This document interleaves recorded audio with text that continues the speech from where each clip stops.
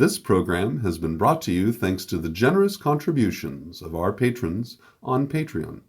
Your patronage is greatly appreciated. And for more content like this, be sure to check out the Modern Alchemist channel on Patreon. Shall we begin?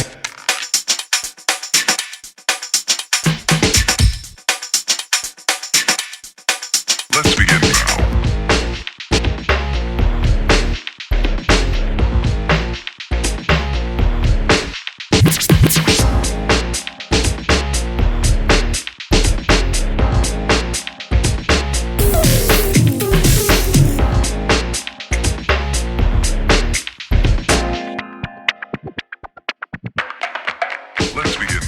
Greetings, and welcome to the Modern Alchemist channel.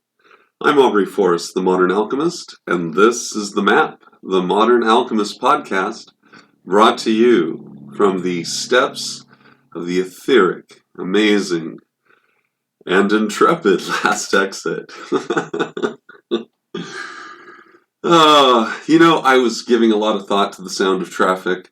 I used to have to schedule pretty much when I would do recordings in the past to try to work around what I had discovered to be kind of rush hour periods. But lately it's just been kind of all the time. So it doesn't matter. It just doesn't matter. And I can't just keep stopping because of the sound of the traffic. Although I have discovered this is like a YouTuber creator / someone who does recording pet peeve. From this side of the microphone, the sound sounds just unbearable sometimes. But on the other side, you can't hear anything. So, count our blessings, right? Well, today I wanted to address... there we go. Today I wanted to address a topic that someone had sent me an email today, in fact. And it's gone into the pile of one of many, which is regarding a similar topic, which is consciousness. And yes, you know you are.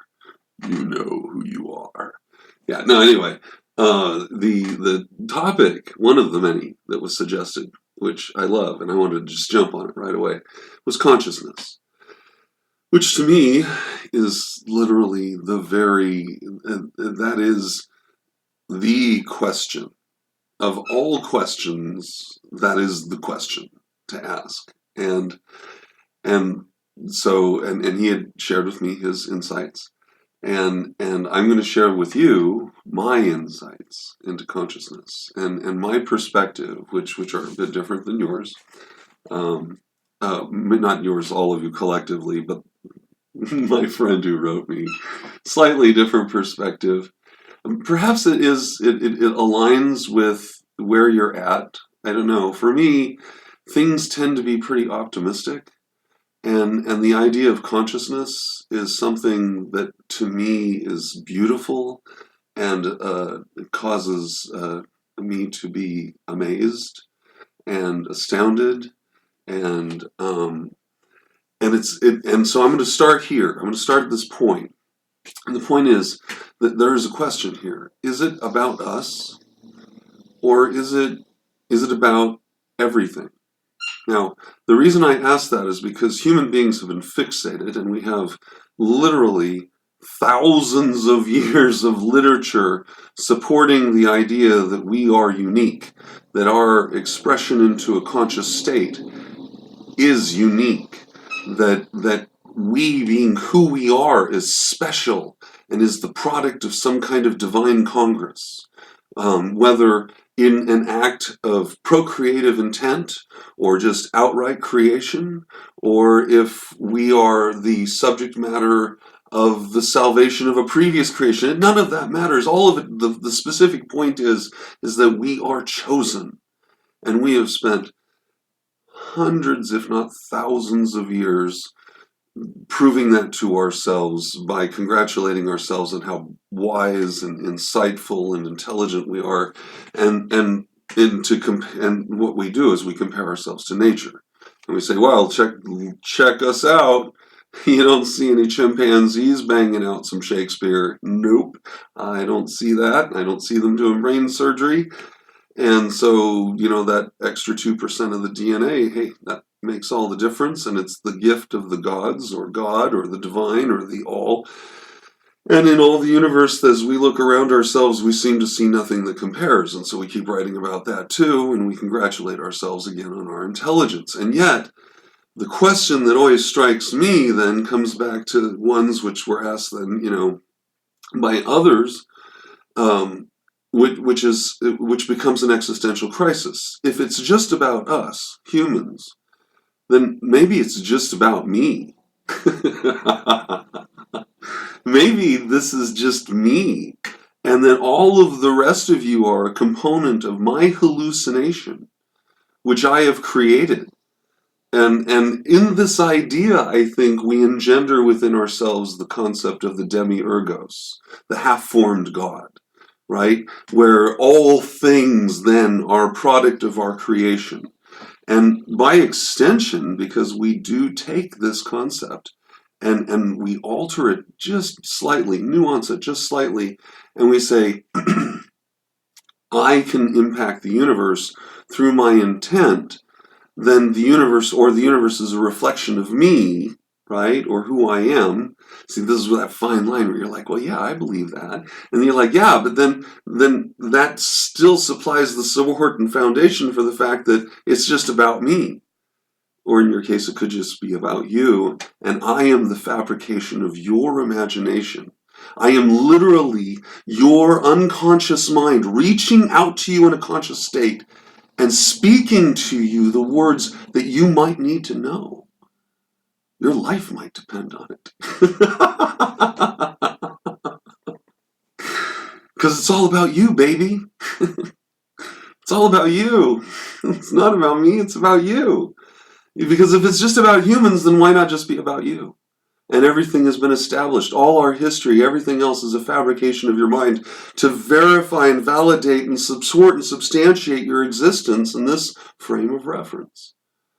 Yeah, consciousness, man, it's a bitch. So for me, I have taken another approach, and that it is not about us, it's about everything.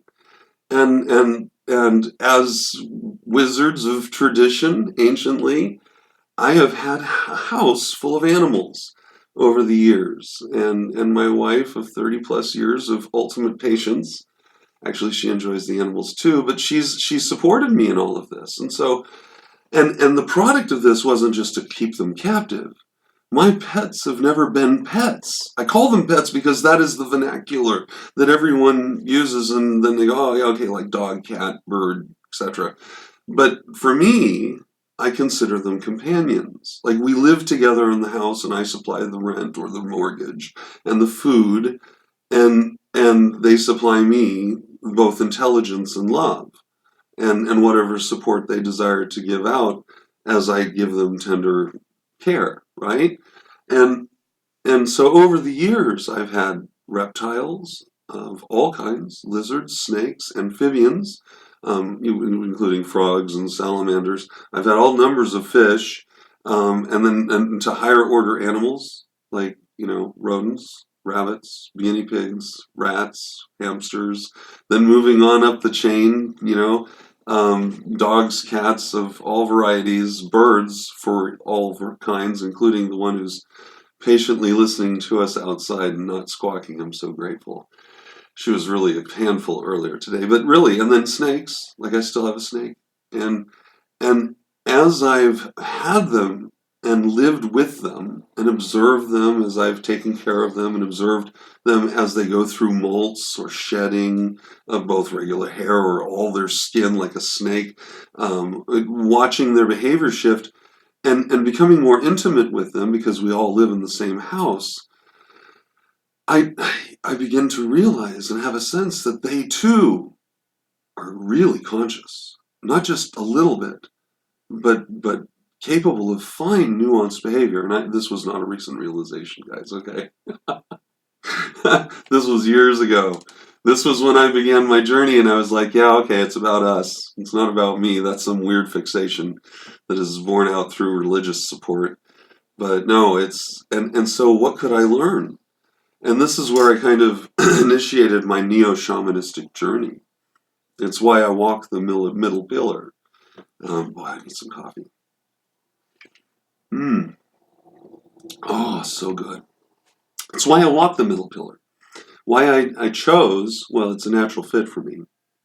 But the middle pillar for me is a path wherein one seeks interconnectedness. They seek to understand in Tipperet how all things touch upon all things, how all things are part of all things.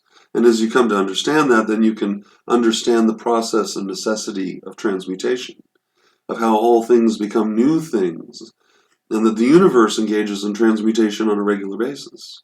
We're shoddy imitators, by comparison, with our works of mental alacrity and feats of mental gymnastics as we work our minds through the construct that we call reality. So for me, for instance, and maybe this speaks to some of you who have been raised with animals in the house since you were children. That was me.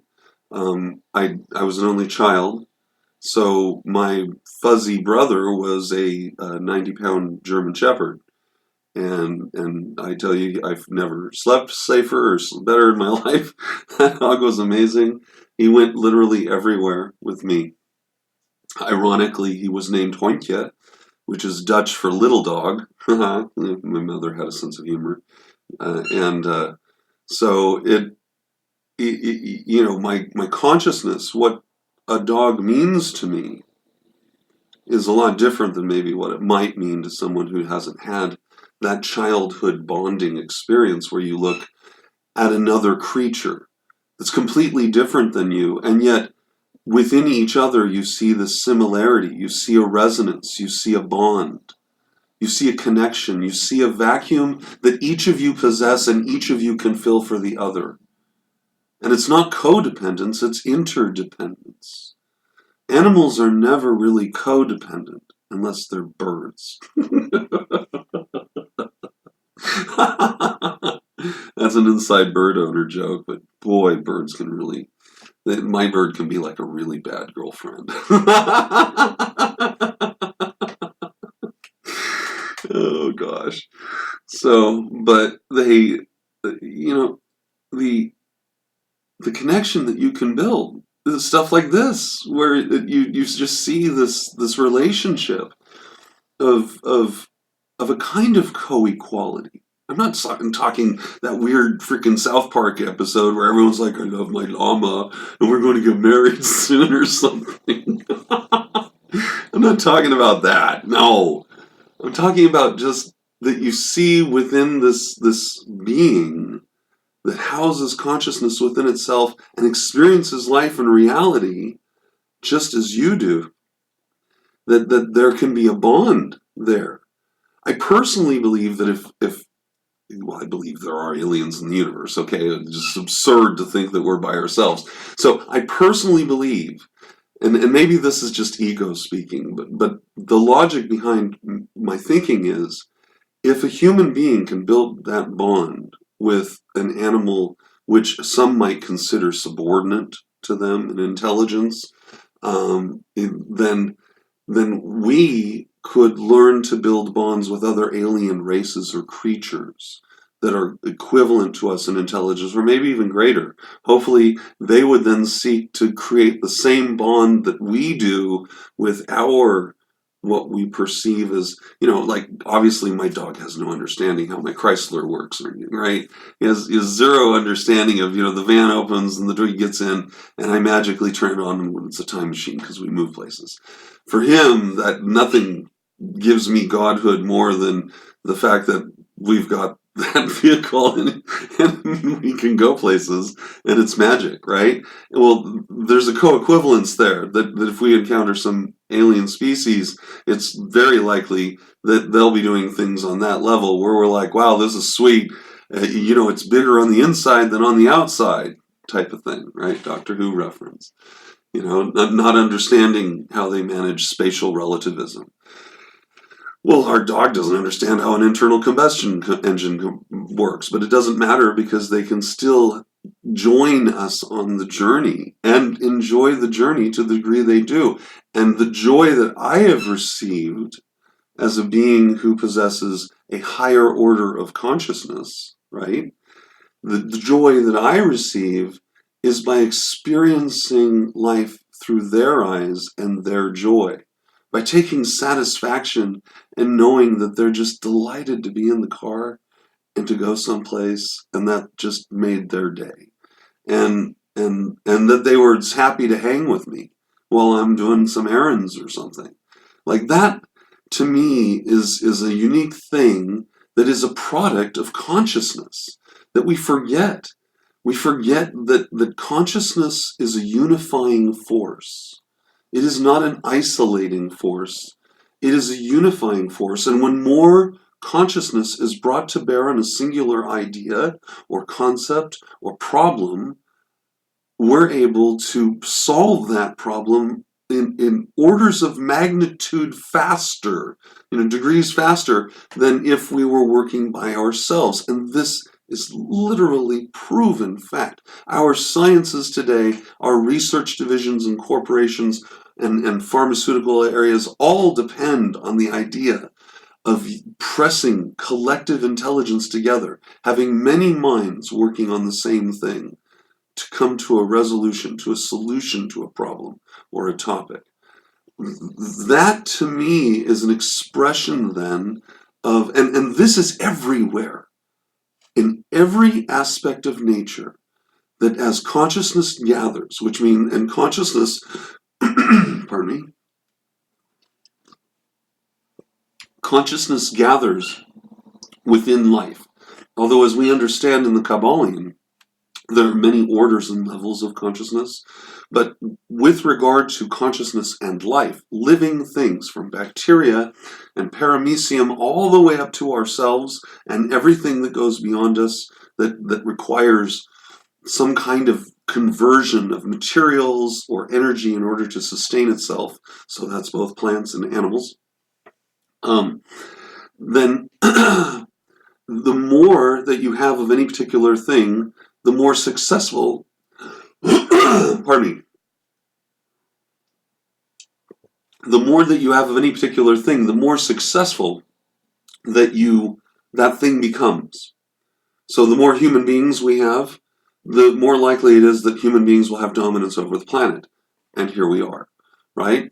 And the more that we apply ourselves as groups towards the resolution of particular problems, the more likely we are to come to a resolution of that. So consciousness, by its very nature, is something that unifies, that it seeks to itself. It's like watching those videos where they discuss fluid dynamics, and you'll see a bunch of droplets of a particular solution dropped on a surface, and then suddenly it all starts just gathering together into one large globule.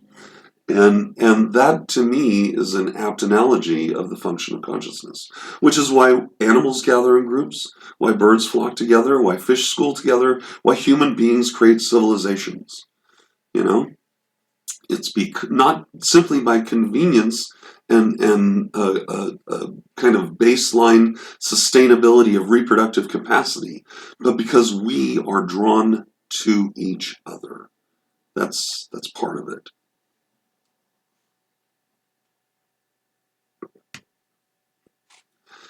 And when we are kept apart, we really become mentally ill.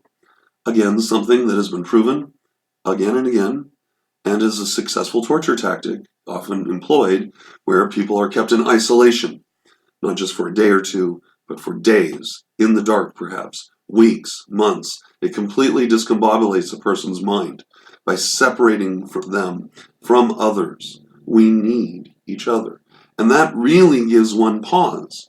It really gives one pause to consider why. What is it about consciousness that draws itself to itself? Why is it that consciousness functions on the principle of like likes like? So like-minded people stick together, right? And form communities. Why does consciousness function on that level? What is it about it that makes it work on that level?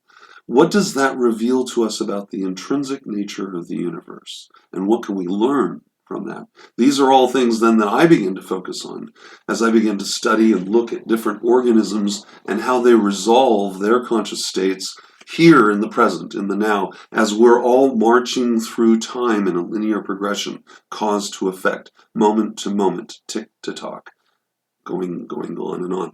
So for me, then, this is a process wherein the universe itself is continually awaking to a knowledge of itself.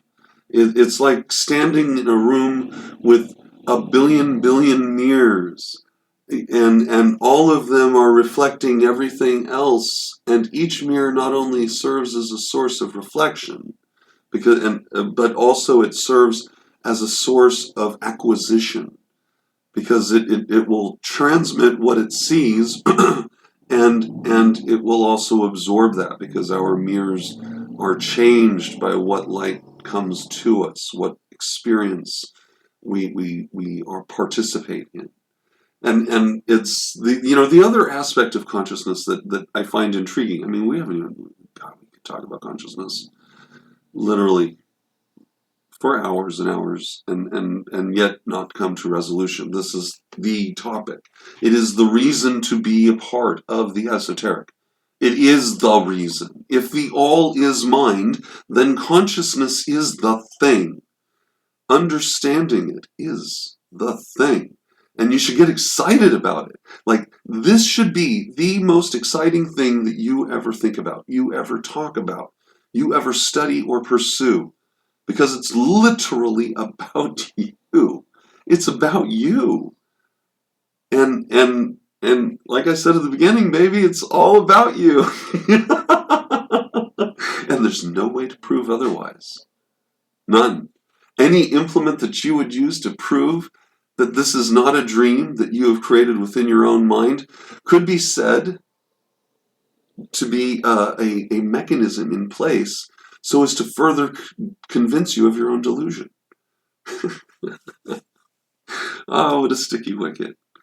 So when I look at consciousness, I approach it from the idea of a neo-shamanistic alchemist, meaning that I recognize that consciousness exists in various states of vibratory expression in all things, from the sand beneath my feet, to the trees that are growing outside my house, to the air that I'm breathing, to the water I drink, and then, of course, to everything that exists above those most elemental expressions of materia, that then somehow or another unify and combine into amino acids and form organisms, life, cellular collections, which are specialized and function on the whole to provide the organism a greater expression of conscious states, until at last you have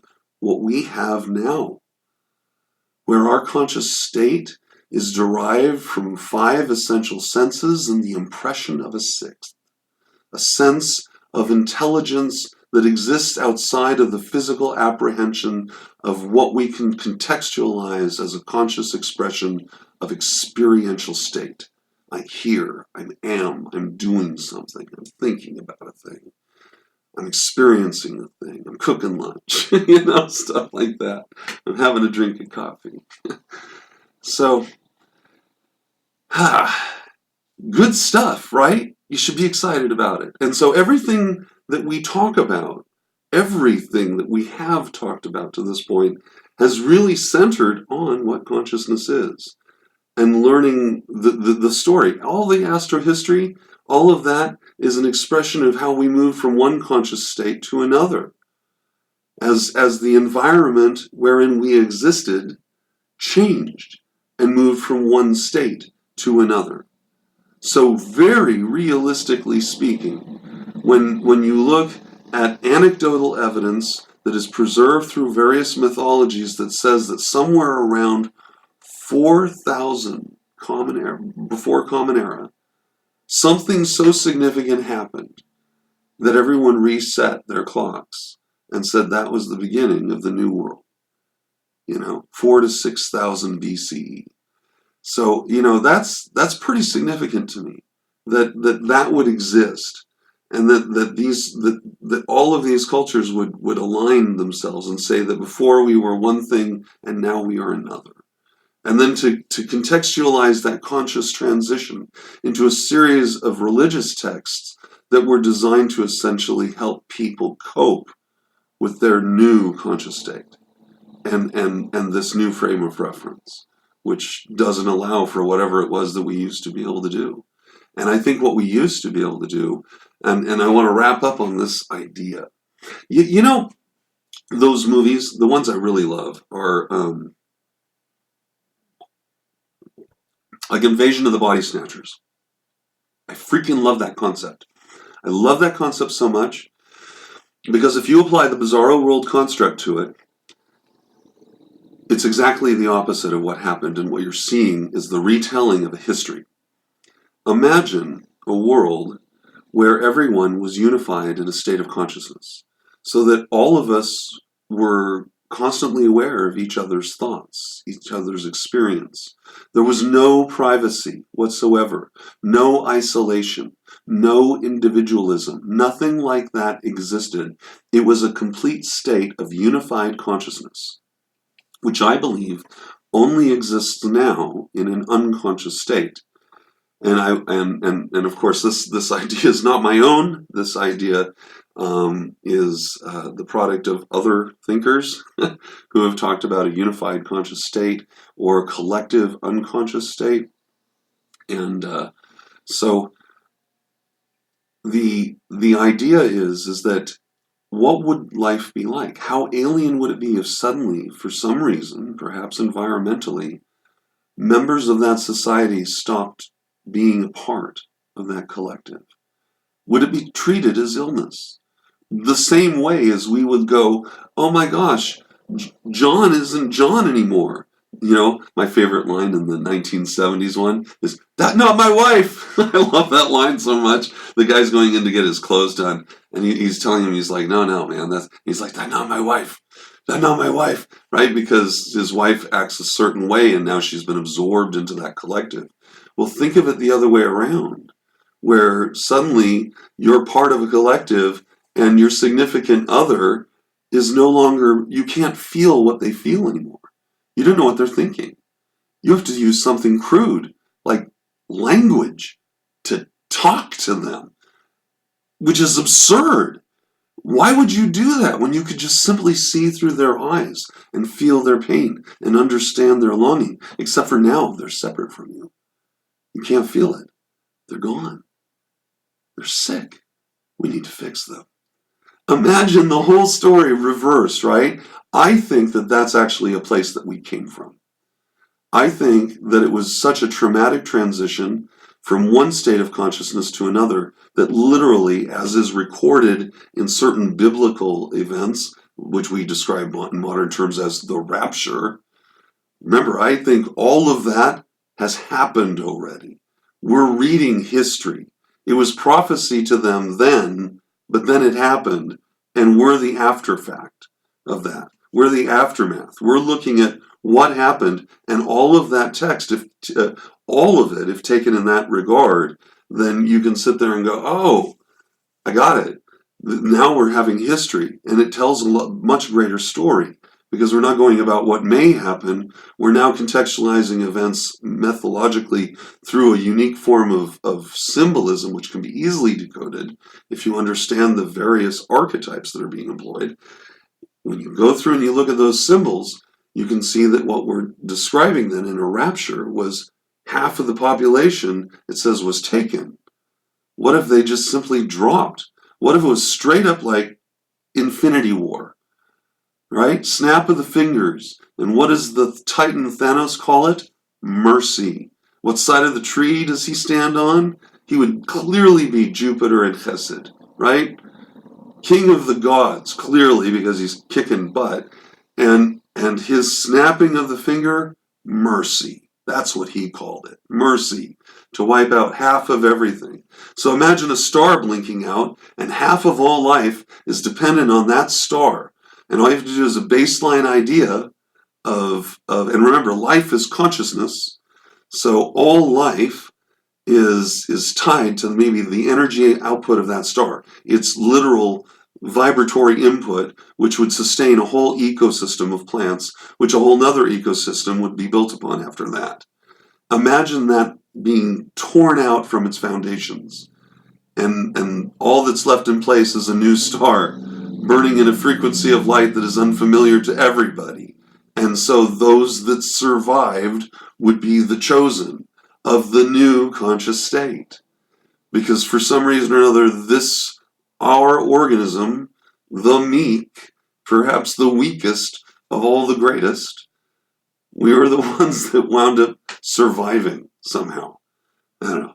Consciousness is so exciting because it is ever changing, and it is fluid. And to describe it as air is so appropriate because you cannot grasp it. You cannot hold it, but you can contain it, at least for a short period of time within a vessel. And then once that consciousness is released, the vessel is expressed and it is empty. The mind is gone, conscious states are removed, and it is returned to an elemental state. All right. I just wanted to thank you guys, all of you, for having written to me about this. I've gotten several letters about wanting to just introduce a discussion, a dialogue on consciousness. And I wanted to initiate that now. The map is a great place to do it. And I hope that you enjoyed this. I really enjoyed sharing all this with you. It's been great. I'm Aubrey Forrest, the Modern Alchemist, and this is The Map, the Modern Alchemist Podcast, brought to you from the incredible steps of the last exit here on the Modern Alchemist channel. I'll be talking to you soon.